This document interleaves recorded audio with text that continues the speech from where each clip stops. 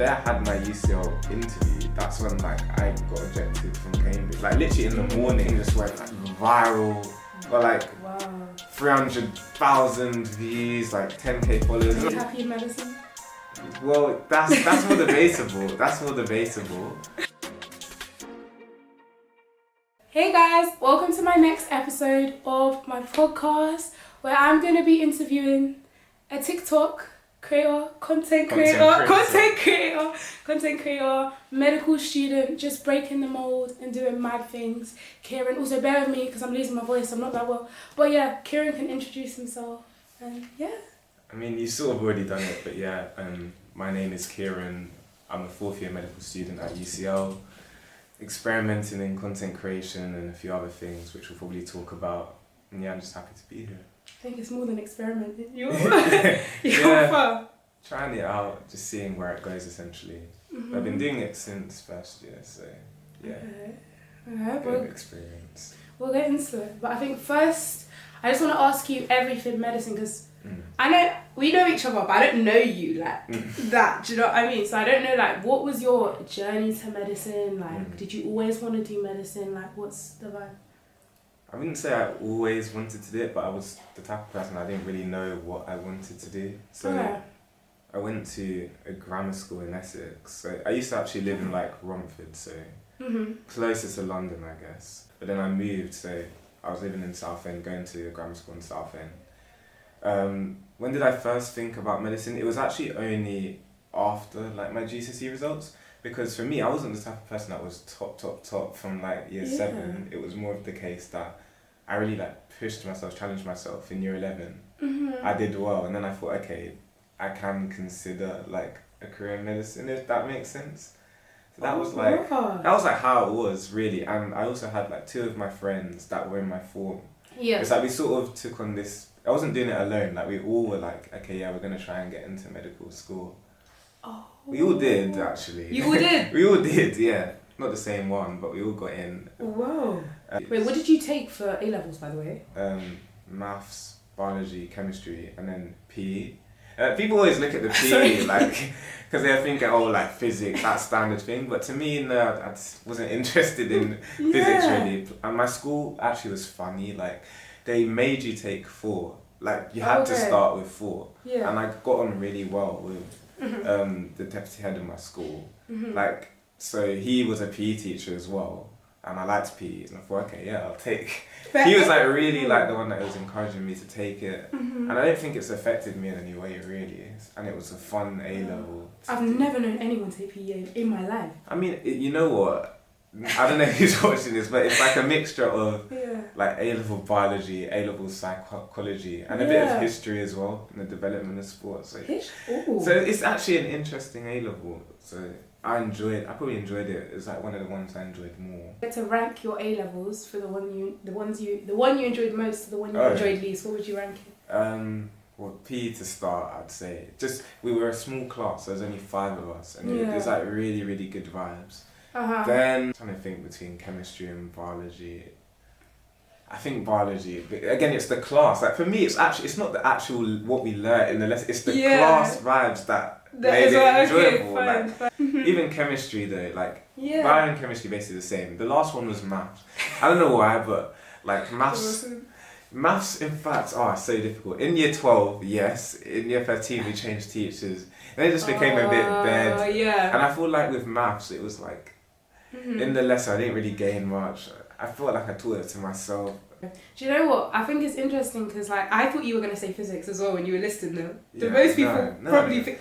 The thing is, I did well in physics. Like, I got a 9 in GCSE, but for me, it was like A-level physics and GCSE are very different. So just because I'm doing well in GCSE, so I want to really like challenge myself, take on this really difficult A-level for for literally no reason, because it's not related to medicine in any way, more or less.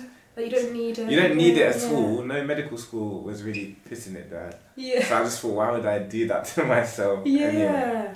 I think that's good though, because I feel like some people who want to do medicine may feel like they have to do. Well, you can fall into the trap. and there was a guy who did like so I won't say his name, but you go into A level, you're thinking, I'm gonna be that guy that takes the maths, biochem, physics, and it's like you really like most schools like they'll even be advising only take 3 because the way I saw 4 A levels, my school's enforcing this, but really it's more work. And also less time to revise each subject, so it's like a double whammy. And you've now picked physics, like one of the harder ones, on top of your other 3. He went to do this, and it's like you could tell he was only doing it because of like the narrative that it creates. Not because like anyone actually wants to do this combination, especially for medicine. I'll say. Was he trying to do medicine as well? Yeah, he was. Oh, okay. Is he doing medicine now? He's doing it abroad. Oh, okay. But you know what? I don't want to like. I'm not trying to laugh at him or anything. Yeah. But the reason he had to do it abroad is because he took on this really challenging combination, and now he struggled to get the grades. So obviously he's still able to do medicine, but I feel like it's hindered him. First of all, he could have just taken 3 from the start. You know what I mean? Like my school was the opposite. They like promoted us taking 3 A levels. They were like, you don't need 4, and I took 4. I took Spanish in my 4th, but then I dropped it. Yeah, to be fair, the school allowed people to drop them, but they just had this. But I don't know what it was about the school, but they would even say that like they give you that UCAS reference. They were like, but the school writes on everyone's reference. Our school gives boys the opportunity to take 4 A levels. So it's like instantly, like if you're doing 3, like the school doesn't have to write this. They don't have to write that. But it's like if you're applying for top unis, it's telling people like, well, in your school you weren't like, you weren't doing 4. Yeah. I don't know why they did that, but I think that's another reason why some people were reluctant to drop the 4th for that reason. No, I hear you, especially because if everyone around you is doing 4, you're like, I should do 4. As me, everyone around me was doing 3 A levels, so it was like, it's fine. I'm going to do 4. So you did 4 A levels, and at this point were you like, medicine's what I want to do? You had that pact, whatever you guys had. Yeah. To be honest with you, so obviously I did my work experience. I did it. I had a GP, and then I did one in the hospital as well. Even did like a research institute. So I was actually like really on job with just the work experience side of things, and I was liking it. Although there were some people that I met, like some junior doctors that I met, they were like, there's always something like you come into contact with them and they're like, are you sure you want to do it and all? But at the time, like I guess in my naivety, partially, like you just think, well, I'm sure I'll be fine. Like I won't have this thought. So that's just you though. So yeah, I enjoyed the work experience. Yeah. And it just seemed like a good career to pursue. So like the work experience made you want to pursue it more. Yeah. Plus, like I was seeing some things that I even did. Like I did my first work experience actually in the summer of like GCSEs. And I was like, some of the stuff we learnt in biology that I can actually see it. It's like I was actually seeing the application of what we're learning, so it seemed quite good, I think. And were there any other like medicine adjacent careers you considered, or was it just medicine? To be honest, not really. Like I didn't really, it's literally like I did my GCSEs. I was literally thinking like, in fact, you know what? If you count it as adjacent, at first I thought, like maybe become a researcher, but I just thought, like becoming a researcher versus like being a medic, and plus I sort of learnt on the way that lots of medics do research as well, so it's like, why would you just limit yourself when you can have like the best of both worlds? So I sort of considered the research side, but I quickly thought, no, like medicine basically encompasses a lot of that anyway, so there was no need. But in terms of like other industries altogether, not really. Not sure why, but that's what I'm asking, because I feel like nowadays, like I think dentistry has come up a lot. I see it a lot on social media. People ask trying why. to choose. Yeah. To be honest, I met dentists and stuff, but for me, like dealing like solely around like the mouth, the jaw, I don't know why that didn't interest me, to be honest with you.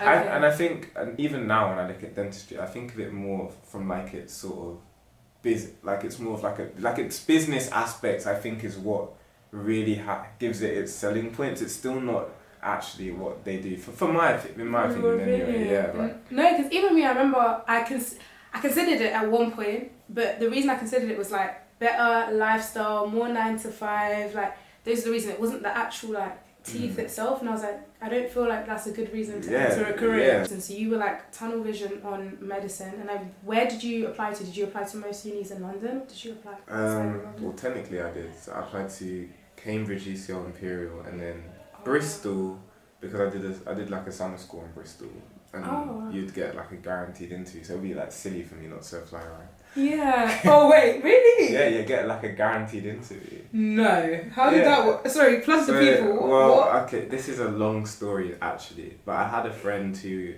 went to Brampton, and Brampton puts their students on because they have this access rounder.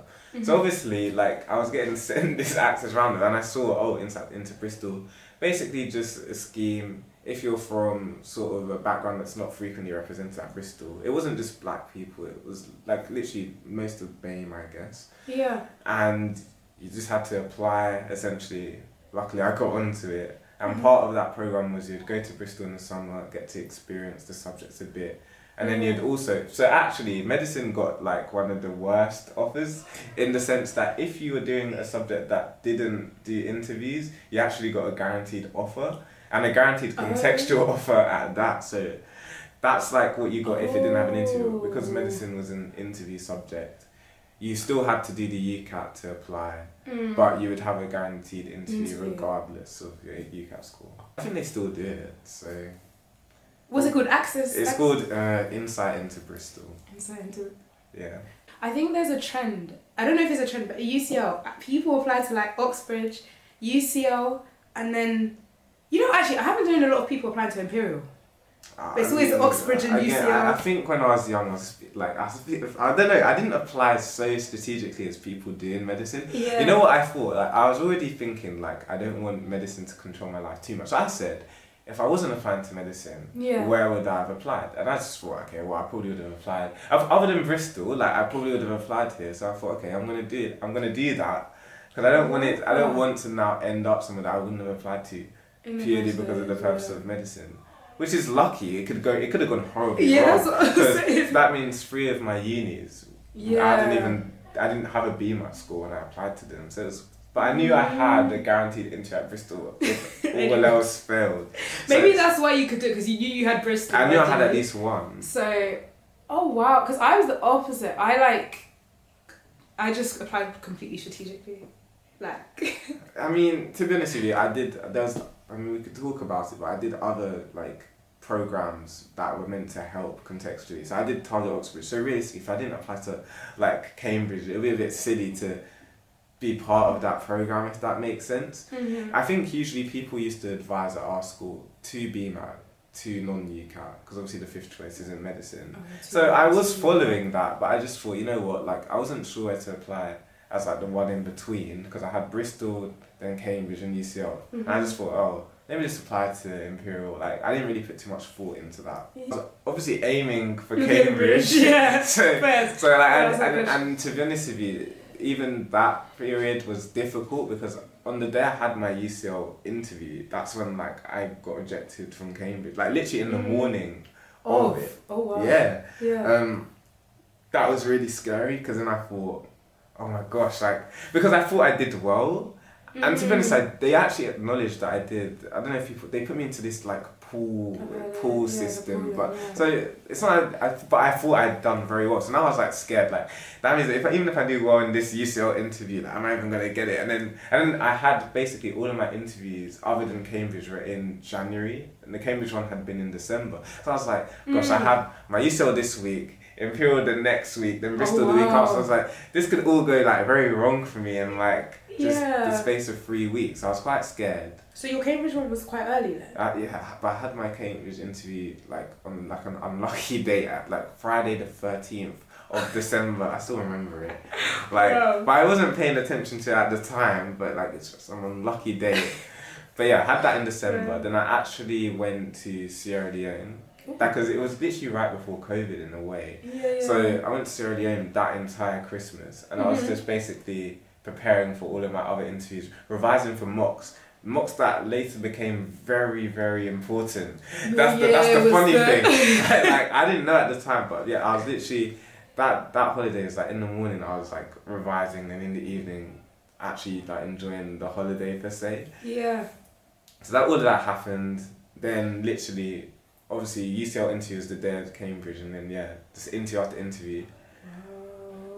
But then luckily UCL at that point in time would give you your outcome 3 weeks after. So before I had my Bristol interview, I got my UCL offer, and that just made me like so much more relaxed. Yeah. Because at least I literally knew I had that offer going in there. And my January, that was probably the stressful time. January 2020. Yeah. I feel like it is for most year 13s, and then you're the year about 1 year ahead of me. You're the year. What happened?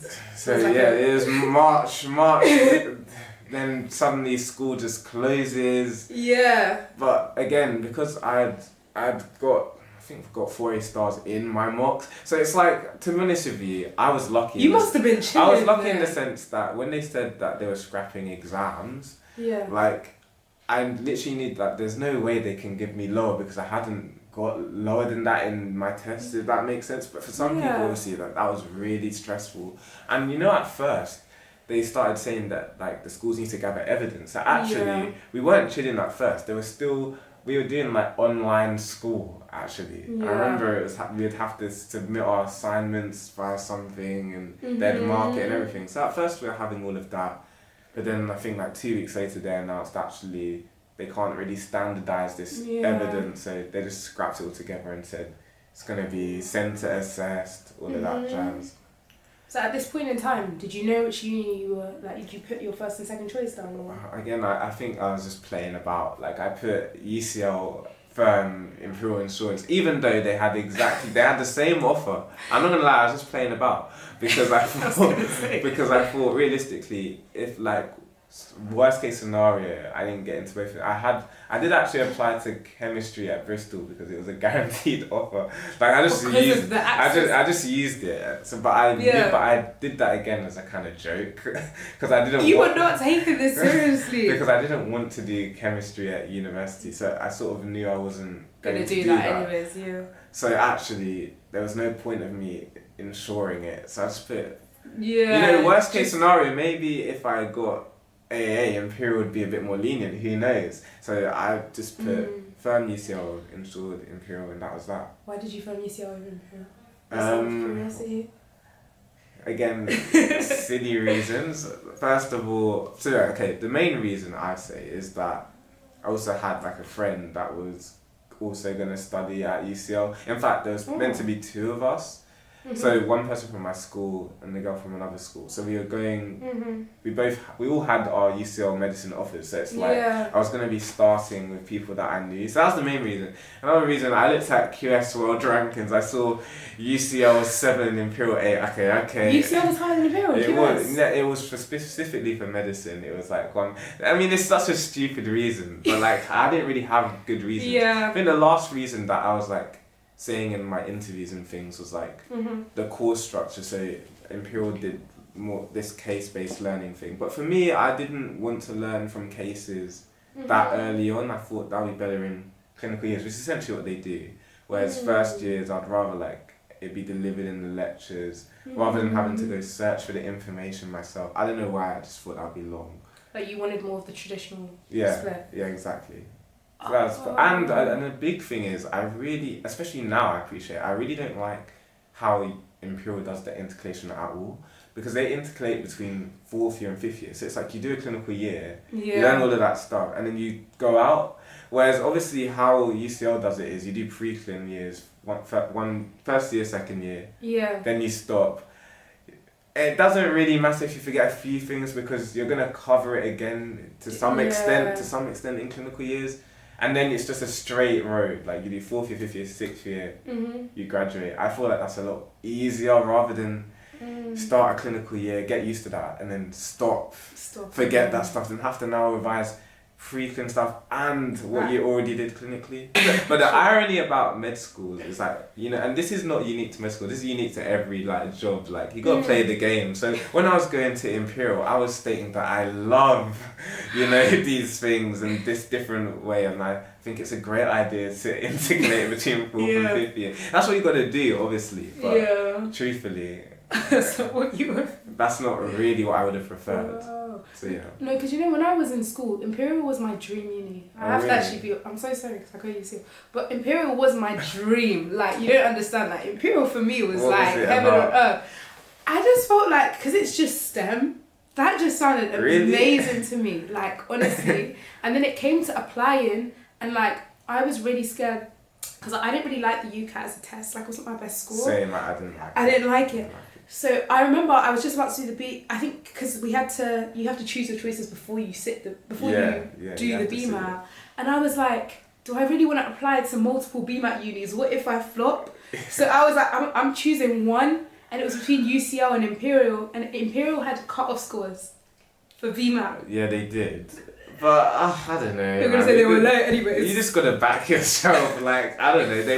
They do have cut-off scores, but it's true. For me, I think in my year the cut-off scores were relatively low. Like, I don't know if you missed the cut-off for Imperial, if you would get a UCL interview, if that makes sense. Well, they don't have a cut-off, but they still show like what the average person was getting, and it was like above the UCL cut. It was above the Imperial cut-off, sorry. So I just thought. That's true. But the thing is, Imperial will tell you the cut-offs after you sat it. It wasn't like before. They weren't pre-defined. They spare you from worrying. That's another way you could look at it. Like, just there worrying, am I going to get an interview or not? You see the cut-off, okay, let's move on. Done. It's true, but you know what, for me, I just said that's too much risk to take. So I applied to UCL, and after I got my BMAT scores, I was like, why didn't I apply to Imperial? I wish I believed in myself. So if you don't believe in yourself and apply what you want to apply. But you know, I'm happy at UCL now, so I don't regret it. But yeah, I wish I applied. That's why I wanted to know why you chose UCL over Imperial, just out of curiosity. So now you're in med school. Are you happy? First of all, are you happy at UCL?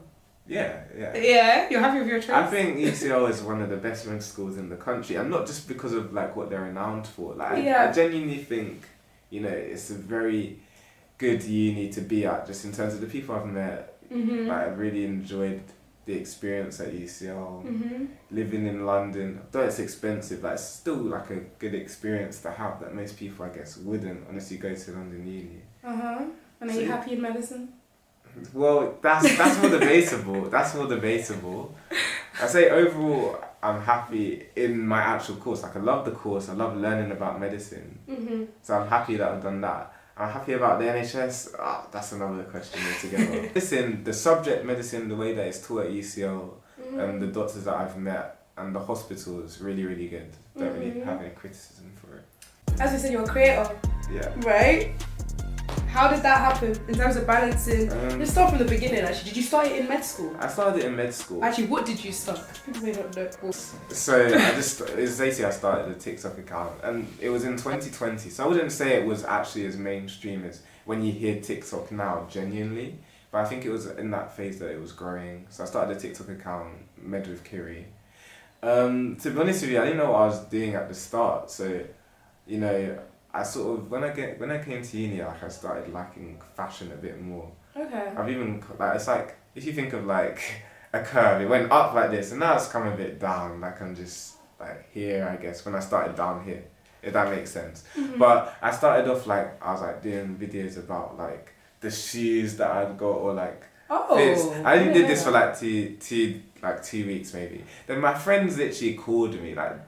Because I even did like a few comedy videos. These guys like all FaceTime me, and they're like, "Oh, what are you doing? Like, one of your biggest strengths at school was like education and academics. Like, why don't you consider like posting about that?" Because these guys are saying it looks okay, but like the videos are obviously not like amazing, and they were like, "This is not even like your strength. Like, why don't you just like place your strengths?" And essentially, I did a video just about essentially how I went from my mock grades in GCSE to like all 9s in my science, and that thing just went like viral, or like 300,000 views, like 10k followers, and I was like, oh wow, these guys are right. Like, people actually want to know this stuff, and I realized, you know what, like a lot of people don't like talk about this stuff on TikTok, really, especially in those days. Like, no one was sharing like these easy sort of tips, or it seemed like what I was saying was like revolutionary. People hadn't heard it, so I thought, okay. And essentially, I just kept on making more and more and more, and people were asking for more and more content. So that's essentially how I started doing it. Wow. It was in the pandemic as well, actually. So is it the first lockdown? Yeah, no, not the first lockdown, but January 2021. So yeah, I was just filming it from home initially. Then eventually we went back. They they moved from one zone to another. I can't really remember what they were calling the stuff. And I just continued filming it in that way. And again, it was mainly just study videos, a few vlogs here and there, but mainly just advice, tips, things that I wish I knew. Yeah. All of that. So that's how it started, essentially. Honestly, you got the realest friends. That's real. For your friend to call you up and be like, "What are you doing?" That's so not saying that's real. They did. Like for them to actually say, like, you know, and give you like a solution, like, why don't you do this? That's yeah, they were helpful in that way. Wait, so did you stop the fashion content completely? Yeah. I don't know. I just thought, these guys are not gonna lie to me, and I thought, to be honest, even if I wasn't planning to stop, like, I was lucky in the sense that immediately when I did what they said, it just did well. So it's like, okay, why would I even doubt them? I know it's kind of harder now, actually, I think, because it's like now you might have to post loads and loads and loads, and I see people saying, it's more of like an exponential growth than a linear growth. Whereas I was lucky, like I didn't see like, mine was exponential in the sense that I was only at the plateaus phase for like a day and it just shot up. So if anything, mine's gone like that. So now I'm trying to like find ways to grow again, essentially. But yeah, it was nice for me because it gave me confidence, because I wasn't used to just making videos, obviously. But if you see instant sort of validation, it's a lot easier to keep going. Okay. And then, because I can't lie, the first time I saw you on TikTok, you came on my For You page, just before I came to TTL, it was the quiz videos. So that's what I knew you for. I mean, the quiz videos. So, I mean, to be honest with you, I just adapted it really. So I saw, like, it was like a med student, not even from like UK or something, like Norway or something, and they were doing specific like med quizzes almost, and I thought, well, there's a clear like gap for this in terms of like A levels, GCSEs. I didn't really see anyone else doing it, so I sort of adapted it. Same video format, but just different questions, obviously. Yeah. And again, it's like I just saw viewers like really enjoying it, and in a way, it was like sort of teaching people just key things to know, I guess. Yeah. So again, if it does well, like, why stop it? So just continue doing it, essentially. So with me, it's like, it's not that complicated. If it does well, then I'm going to do it. That's it. And the good thing about TikTok was the videos are short, and it wasn't, even though medicine was a busy course, it wasn't too difficult for me to make a quiz, because I was already doing tuition anyway. So I was tutoring people for GCSEs, and this was just almost like an extension of that. Okay, let me make a 1 minute quiz. Might take 20 minutes altogether just to film, edit, and there you go, posted, done. Wow. And they say pump out as much content when you're just starting, so that was easy to just really put lots out each How much day. were you posting when you started? When I started every day, now nowhere near that, but when I started, literally every single day. Like once a day, twice a day? I was a once a day kind of person, to be honest with you. That's because I found that I know it's probably not necessarily like this, but I just found for me that if I posted multiple a day, it would sort of influence how like the other video would do. Like one might get more views than the other. So I just thought, let me just stick to one a day. Yeah. People can get used to the fact, okay, I'm going to post a video, it's going to be at like 5 p.m. each day, that's fine. I didn't really care to post. And did you stick to like a schedule, like at a certain Well, at time? first I did, and then you sort of get a bit complacent, unfortunately, and then I think, okay, I don't need to post every single day.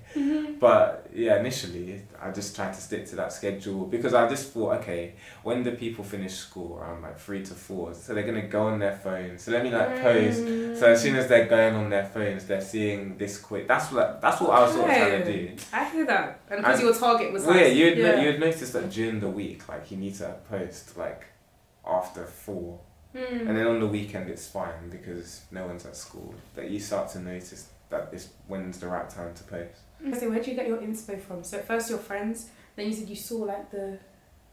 Well, to be honest with you, like I don't know. I think my inspo just came from the fact that I wish that I knew certain things. Like I've like a lot of things that I feel like I've learned just regarding education, or even now medicine. It's like I wish I knew this earlier, if that makes sense. So my logic really was like, let me just create things that I've learnt now that if I knew in like year 11, year 12, year 13 would have really benefited me.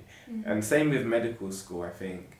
You know, a lot of the information people get is purely from teachers. And, you know, whilst teachers are good and I'm sure they do their research, obviously I think it's better, if you want to learn about what medicine is actually like, the best person to speak to is a medical student. And put it this way, if you look at what all the medical students who are in medical school have done in terms of their work experience or how they prepared for interviews / UCAT, then obviously if you take the best bits from all of that, you're putting yourself in the best possible scenario to succeed. So that's essentially it really. I just post what I think people would want to know. And what you would want to know if you were in their position. And do you feel like your, I guess, passion has changed? Because obviously it's been like, it's 2024 now, so that's 4 years. Well, in terms of what you want to post, what you want to create, was it the same kind of thing? I don't think the passion has changed. I think for me, my biggest like battle is, can I just like post a video that I've already posted? I don't know why, but I don't like doing that for some reason. You are meant to do it because obviously if I posted something 3 years ago, it's not going to be on the For You. It's probably not on the For You page anymore. So you can repeat videos, but for some reason for me, I just don't like repeating them. But that's something like I'm gonna do. Like I've set myself the goal to like, you know, go back to like the videos that are really useful and like actually just like post it again. I can make adjustments if I feel they're necessary. Like I can just refilm it in a better way. Because ultimately, I think the way when I look back at how I was filming it, like I was really young and I was doing it for the first time. So obviously now I can make the video better, essentially. So like TikTok Creator Mind. So how do you actually go about creating and posting a video? What's the process from step 1 to whatever? What's the process? I mean, obviously first I need to think of the idea, like what do I want to talk about? It doesn't really take too long, to be honest with you. So do you plan this like a week before or like? No, not really. You'd be surprised. Honestly, I know there's some people that have like set days like where they think of everything. Me, not really. Like I'll just, if I have some time, then I'll think, okay, let me think, okay, what's the best thing that I can post today? That doesn't take very long, as I said. And then the next process is, okay, filming it. So I have just a ring light. I use my phone currently. Nothing high tech, nothing like that. I did get myself a microphone because eventually I started watching YouTube videos. And they were like, you know what, like audio is really, really important in terms of videos. Like someone's more likely to listen essentially to good audio, bad video quality than horrible audio if the video quality is slight off. And I sort of pictured this like, yes, the audio is terrible. You're gonna swipe, realistically. So it's not like a microphone like this or anything. Just a clip-on microphone that you sort of see on the television. And essentially, I filmed lots of pieces together. Then. Oh, so you bulk film? Well, not necessarily, but I'll just film lots of parts. Like I don't usually film my videos like 1 minute straight. Like I film lots of different pieces, airdrop it to my Mac, and then spend a bit of time editing. And again, I'm not using like some high tech software or anything like that. Like even CapCut, you can get a desktop version. It's not perfect, but it does the job, I think, for something like TikTok. Maybe not for YouTube, but I'm not doing YouTube. So yeah, do all my adjustments and then just airdrop it back to my phone and it's ready to post, usually. I think it's interesting you say about the high-tech stuff because I know there's like videos people post on TikTok and they'll be like, they find when they put the most effort into a video, it does worse than when they just sit I don't think that, to be honest with you, our phones are getting quite good in terms of quality. They're nothing compared to a real camera, obviously, but they're not bad that people will be thinking, what's this? So, you know, you don't have to put too much effort because the video quality is already there for you. Yeah. And if you spend hours doing it, you know, that usually indicates it's even like a longer video. And I just feel like longer videos is hit or miss. People can literally just, you can be saying something, swipe. And that's it. It's difficult. It's difficult. It's difficult because I was gonna say, don't you think TikTok has changed the mold for content? It definitely has. No, but I think the overall quality of TikTok content has shifted to people like editing their videos a bit more and stuff like that. And if you even speak to like actual YouTubers, people usually upgrade these things gradually anyway. It's not like, whereas I think now people think you have to start with that, but really you don't. Because the people you watch have that, you're thinking. But if you have a light, you have a cheap microphone, and you have a phone that is not from 2015 maybe that's a bit too low, I don't know, then you should be alright, I think, in terms of being able to make a video. But what's really going to make it do well is probably just how you approach it. Do you grab people's attention? Is it something people want to know? Yeah, how do you actually choose what you want to start posting about? To be honest, I used to be very like particular with like, you know, if you want to get grades like these, but people thought it was a bit arrogant. I should go back to it. In fact, that was like the time that I was most successful. You know, show people as soon as possible what it is you're offering. So like sometimes I should take my advice. I should take my advice more seriously. But I think the best creators actually are quite like radical and quite polarizing in their views. So like, if you want this is what you have to do. And you know, I think the creator that's been in the news a lot, or just on TikTok, has been like Eddie Abu. I'm sure lots of people have seen Eddie's videos. I'm not sure I completely agree with everything Eddie's saying, but the reason that Eddie is doing well is because, you know, he's so loud, he puts it in your face, like you immediately know what he's gonna say. To the point that people can quote Eddie Abu, like he's synonymous with like, this is rubbish, or you eating, wake the fuck up. So because of that, like I feel like that's his brand, and that's why he's doing well. I think another hard thing about TikTok is not just getting a viral video, it's getting people to actually follow you. So you need I think to get followed, you need to be sort of synonymous with your niche. So you need to be, when someone thinks about, you know, how can I improve my grades, they need to think of your account. Because if they're thinking that, they're gonna follow you because they wanna get more and more of what you say.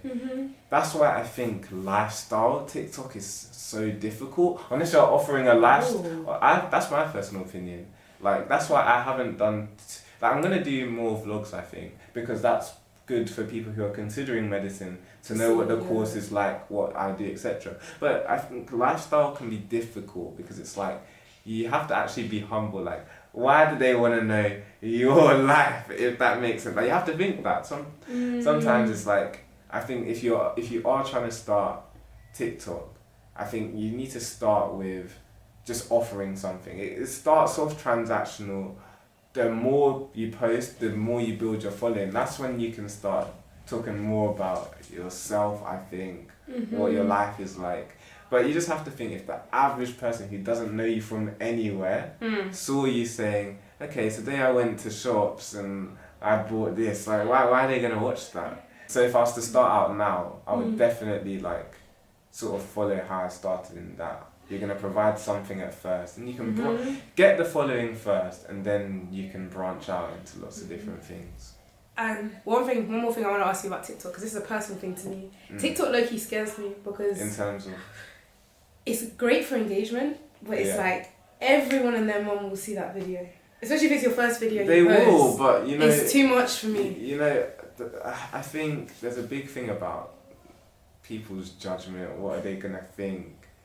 Ultimately, even if people think that me having a TikTok is funny, like, I don't think that's actually impacted me. In fact, people actually seem quite interested about it. So even if they're laughing behind my back, well, they're not certainly not like doing it to me, and I don't think it's negatively impacted my life. Like working with brands, creating content, it can make you money, but also you're actually gaining experience in terms of like how to market your content. I think it's good for yourself, because if you're a good creator, that means you essentially know a lot about how people interact with videos, what they like to watch, how to analyze whether something's going well. Because I think the trickiest thing is everyone on TikTok will go through periods where their videos just aren't doing well. And you have to think, okay, what can I change up? What can I post this time to sort of get them to come back? So being a content creator, if you really think about it, even if it's not for your CV, it will actually give you some amount of skills. You're gonna get better at speaking, because you're now speaking, so you're at least dedicating a certain amount of time each week just speaking in front of a camera. So now if you have to speak in real life, you might come across more clear, you might have more clarity in what you say, because I remember when I first started, you're trying to fit everything into what you want to say in just a minute. So, so either you're going to get really good at speaking really quickly, or you're just going to, develop saying what you want to say as quick as you can in a clear, concise way. And do you have any advice? Because people have talked about being stuck in that 200 view. I don't know if you've seen that on TikTok. I think, again, the best way is think about what you're offering and what someone is going to want. I think, I know you might still be stuck there, but I think if you keep posting every single day, just think about what you have in your life that you think someone out there wants to know. Journeys are really, really good. Like, I think my most viral video last year was just about my journey into medical school. I did like a carousel. Sliding one, Yeah, because people want to know that, and we don't realise, but sometimes your journey into anything, it's usually quite long. It's really interesting for people to watch. Even people that, I think even some medics might watch it, because it's just interesting to see how other people's journeys were. And one thing I've seen is everyone has, they call it like a money-making superpower. Like something you can lean into. Yeah, it's true. You know what I mean? So I guess it's fun. Cool, so we've talked about everything medicine, everything craft and TikTok. Now is the quick fire section. I'm going to try and throw Kieran off a little bit. Okay. I prepare a list of questions for everyone that sits here. Okay. So it will kind of be related to your craft and then related to medicine as well. And they're just completely random. But yeah, try your best to answer quickly. It doesn't have to be one word, just answer as quick as you can. Okay. And yeah. Alright, so we'll start off nice and easy. So my first question for you, Kieran. It's a nice one. So, across all of medical school, what has been your favourite module that you've learned? Favourite module? Or favourite area? I don't know how it's I think either, so are you talking like clinical or pre-clinical or just anything? I don't know how clinical is works. I think I'll say pre-clin, either endocrinology, so like ESR, endocrines. Explain to people what's that? I think it's endocrine systems and reproduction. I believe that's what ESR is. It's a long time ago. Or CMB, circulation and breathing. I don't know why. Like, even if it links to Eddie Abu, right? I don't know who this Eddie Abu is. He's like this fitness guy, and he's always going on about the relationship between your health and what you eat. But like, he's not like a nutrition guy, so that's where it's like. But anyway, the reason I think I like endocrine sciences, right, is just because in this era, everyone seems to care more about their health, what they're eating, how much this thing affects your hormones, this and that. So like actually learning like what we learn in medicine about hormones, I think it's really interesting just to see like how much hormones can change you, because the pathologies that you learn is literally like, if you have this hormone on steroids, like, okay, we'll take a basic one, right? Like cortisol, that's the stress hormone. Yeah. If you now have Cushing's disease, like you can see like the effects of having like excess cortisol. Like you can just see it, and it's like it's not good, obviously. Yeah. Or like people are always going on about the eating sugar, insulin spikes, but in ESR you learn about diabetes and how everything works. Okay. As even like when people talk about like Ozempic, this new weight loss drug, like in medicine, it's like a GLP-1 analog used to treat diabetes. So you actually have understanding of how these things work, and I'm seeing it like explode in the media. People care more about weight loss, so I think that's really, really cool to understand. And on the whole, it actually made it easy to learn, because it's like you learn what's normal, and then instantly they'd have a lecture on this is what happens when it's all wrong, and then this is how you treat it. Very much almost like clinical use. CMB, I don't know why. I think, to be honest with you, I just think the heart is a really interesting organ, right? Like, you did it for your third year. Yeah, I did cardiovascular science as like my intercalated year.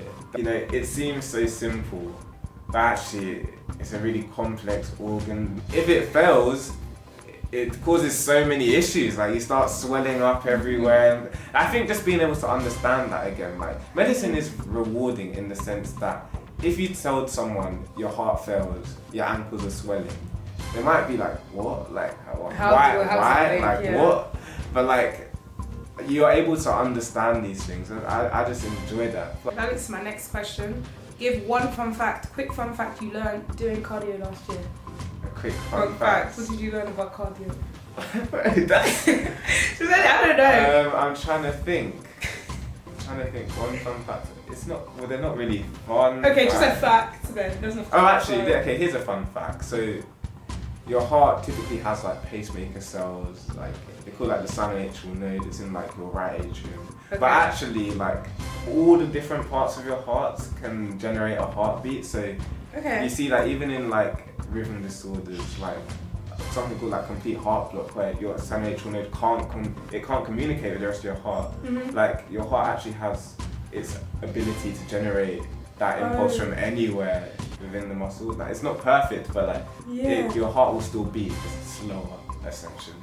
It's pretty cool. That's actually a cool fact. I don't know why. Like, sorry guys. Okay. Give the name of your favourite drug you've learned over the course of your school. Like pharmacological drug. Favourite drug? Favourite drug.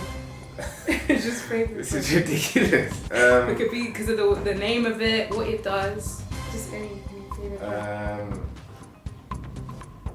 That's actually a difficult one. I'm trying to think of like the names of them. Okay, I'm gonna go with it's another cardio-ish drug. It's called like dapagliflozin. And there's no reason. You definitely thought of the most complicated. There is no reason why this is my favourite drug. What's it called? It's called dapagliflozin. People struggle to pronounce it. Maybe I'm not even pronouncing it properly. It's just like it's so you can use it in heart failure. You can use it in diabetes. It makes you wee out glucose. I think that's kind of funny. Like you've got high blood glucose. Just stop our kidney. It stops your kidney from reabsorbing it. Inhibits this channel. There's no like non-nerdy answer anyone can give for what is your favourite drug. Interesting. Next question: if you could work as a doctor in any country other than the UK, where would you work? Okay, so let's say I had no family here, not everyone I know here. I'm gonna say either US, but that would be financially, or obviously like Sierra Leone, because that's obviously where like my parents are from. That's where I'm originally from. So it'll be I don't actually know much about the Sierra Leone healthcare system because I was born here, never lived there. I've only visited, so it'd actually be interesting to see what it is like. Okay. Last question for this section: the most annoying thing you've had to learn in med school. Like if you could cut it from the course, you would. Be like metabolism, like Krebs cycle, you know, like I mean that's always a joke in med school. Although like every time I see these people like now that are like experts about like food and health, I'm like maybe I should actually like have paid more attention in like metabolism, so I'd like fully be able to know like this person's wrong, like this is what actually happens. It's useful. But when you're learning it at the time, you just think like. This is like a lot that I'm learning, like all of these niche pieces of information that if I ask the average doctor how many of them are gonna like be able to recall it, this is the issue. Yeah. So like it's interesting to learn, but is it relevant, especially with how stressful med is? And they will test you on it. Despite all of that, they will test you on it. So but okay. Next question. What is the funniest / weirdest comment you've ever received on TikTok? Funny, weird, rude. Rude ones. It's any There's comment. Plenty rude ones about. Really? Oh yeah, like how I didn't deserve my place in medical school. It was gifted to me. You know, you have all of these comments. Wow. So that's people on TikTok actually don't hold back with comments. Yeah. Like that's so. In terms of rude ones, there's in terms of funny ones. It's annoying. I can't think of the top of my head, but there probably is loads. I mean, okay, there is a really funny one. It's a bit like I went out for Valentine's. Yeah. And then someone like commented like bed with Kieran, and I was like, bro, like these guys are like taking it a bit too far, but. It's the fact that someone's thought that and they thought, let me actually put that with his phone. Did you react to it? Did you just leave it? I found it funny. I found it funny. They're probably still there. Okay, aside from yourself, who's your favourite TikTok creator? Ooh, that's a big one. I mean, obviously I'll plug my friends. Like Juicy Wavy, like does lots of fashion stuff, has his own brand. Like I feel like my friends have been with me through a lot of things, and he sort of started TikTok around the same time as me. So obviously he's like One of my favourite ones. Is he one of the friends that called you up and told you to change your content? He didn't actually. We were all part of the same friendship group, but it was actually like 2 of my friends that don't do TikTok. Ironically, they don't even do it. Now this one, I'm so sorry. Can you do an impression of your favourite TikTok meme or sound? Favorite TikTok meme or sound? I don't know if I can. Like, I'm even going blank thinking of it. It doesn't have to be one that's like current now. It could be one that you liked before. You know what? The reason that this is hard is because like I'm a creator on TikTok. Like I don't actually like just spend all my time just chilling up. So I'm trying to think. Like I genuinely can't. Yeah, I might have to pass that one. No, I'll let you think about it. I'll ask you your next question. My last question for you was just, if you had to give advice to anyone that maybe wants to do TikTok and is in medical school, they don't even have to be in medical school, but anyone that's trying to like go into that realm of creating, what advice would you give? Again, well, first of all, try not to be scared of it because worst case scenario, it doesn't work out. Like it doesn't really cost money too much. Like I would even say, we talked about things like having a ring light, having a microphone. You don't even need to start with that. If you want to, of course, but like you don't even need to start with that. So I'd just say, be yourself. Think about what you can offer. I think that's my number one piece of advice. Just think about what you want people to gain from the video. And if you think about that, then that's what's going to stop someone who's never seen you before and think, you know what, let me watch this. If you're talking about something that you think most people don't know, or you've got an interesting journey that you think, people probably don't know you can take this journey. People want to hear, like, drop the game, essentially, show how you've got somewhere. If you don't gatekeep, usually TikTok is like the perfect app for you. And I've been seeing it more and more. You've got people who are doing stuff, it can be careers related. Yeah. And they're essentially just saying what they did. And you'd be surprised how much people will watch that, appreciate that, ask you questions. So, even though I'm a TikToker, so many people DM me, even on like Insta, because some people are nervous to even comment it. But just the fact that you're getting that, that, there's a market for this. If there's some people asking you DMs about something, if you keep posting, you're bound to get a viral video because, think about what makes something viral. It means someone's probably liked that video, they've probably shared it. So if you're giving valuable content, it's going to get shared. And they've probably commented it. And finally, how long did they watch it for? If you're saying something really useful, most people are likely to watch it the full way. So I think it's as simple as that, really. But the hardest thing is actually starting and just posting it. If you post every day, you start that, and you're giving someone value, I think it's only inevitable that you're going to get a viral video that's going to give you followers eventually. Perfect. And what are your long-term plans for content?